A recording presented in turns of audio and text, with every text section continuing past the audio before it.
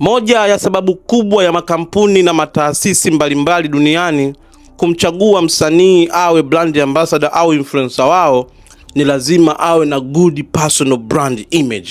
Na kupitia kigezo hicho cha good personal brand, wasanii wa gospel wamekitimiza kwa 100%, kuanzia kwenye social media hadi kwa jamii inawaheshimu na kuwakubali.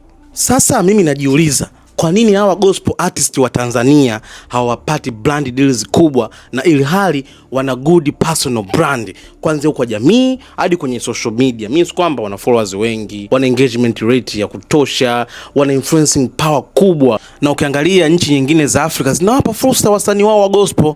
Ukienda kama pale Rwanda, Israel Mboni, yeye ni brand ambassador wa simu ya Infinix. Ukienda Kenya pale Kambua, yeye ni brand ambassador wa zile nywele za Darling.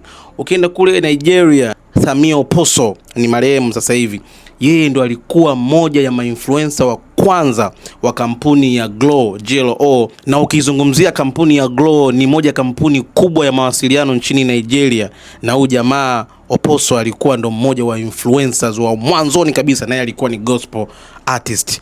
So kwa nini Tanzania tuwapi fursa hawa gospel artist wetu?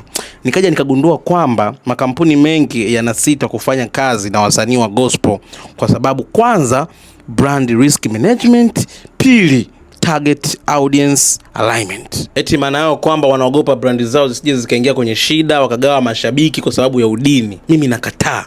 Hivi kuna nchi ni bi-religious state kama Nigeria?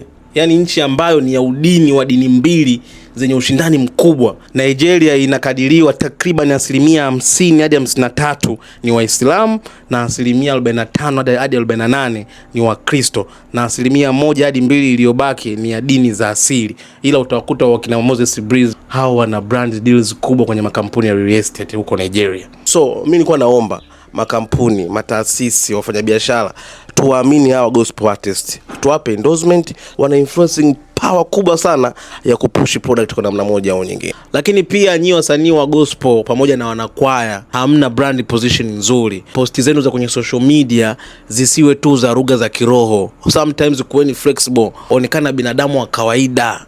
Weka maudhui yanayogusa maisha ya kawaida. Kama siku unasafiri, tuoneshe, tupe education content, tupe inspirational content. Muda mwingine labda unaenda gym, tuoneshe ukiwa gym unakuaje, ili hata makampuni yanayouza vifaa vya gym waweze kufanya kazi na wewe kwa namna moja au nyingine.